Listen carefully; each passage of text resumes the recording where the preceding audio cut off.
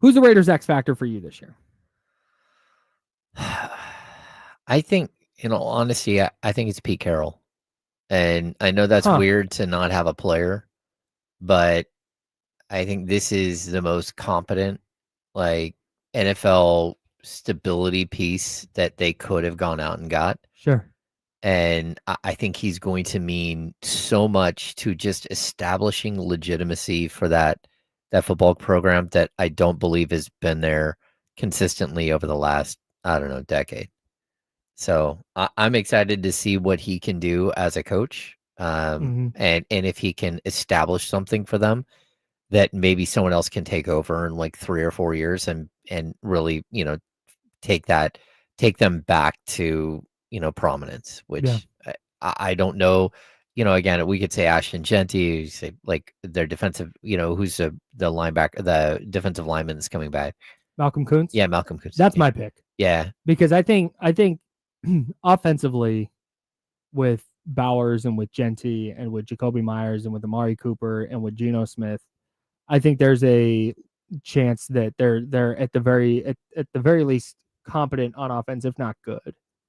I would If agree. Genty is as advertised, they could be a really, really just tough, difficult offense to stop. Yeah, fun. Yeah, for sure. Yeah.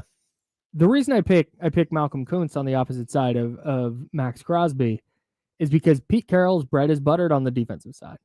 Yeah. And when you go back and you look at there was the Legion of Boom Seahawks, right? And that was Richard Sherman, and it was Earl Thomas and Cam Chancellor, Bobby Wagner. Well, yeah, he wasn't in the original secondary, but yeah. Bobby Wagner was certainly a massive piece of that in the middle, Yeah.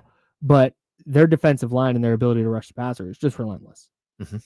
And I think that if Max Crosby is going to be one of the three or four best edge rushers in the sport, like, what you're going to get out of him on a game in, game out basis. If you can find a high quality player, and we've seen Kuntz be a high quality player, then he tore his ACL last year. So maybe he doesn't hit his ceiling again this year.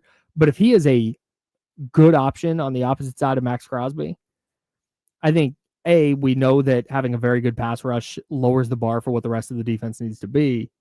But if he comes back and just hits the ground running and is a 10 and a half sack guy, I think the Raiders defense can be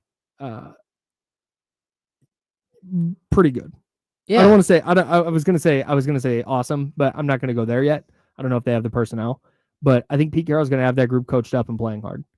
And if you have that really high quality talent up front, you have a really, really good chance to be strong defensively. And if they are, then I love that. I'm on the over 7.5 wins for them. I love the over if you're going to tell me you're going to get a really good year out of Malcolm Kuntz. Yeah, I'm with you. That's a really good pick.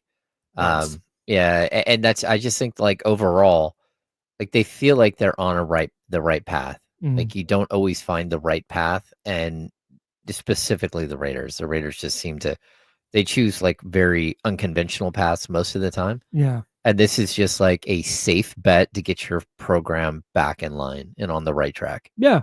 Yeah. I'm with you.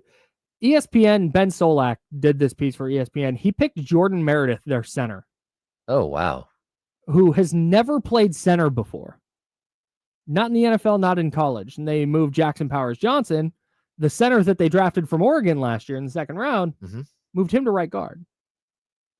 So the reason that Solak picked him as the X factor is because he has never snapped before. He's never been a center. Okay.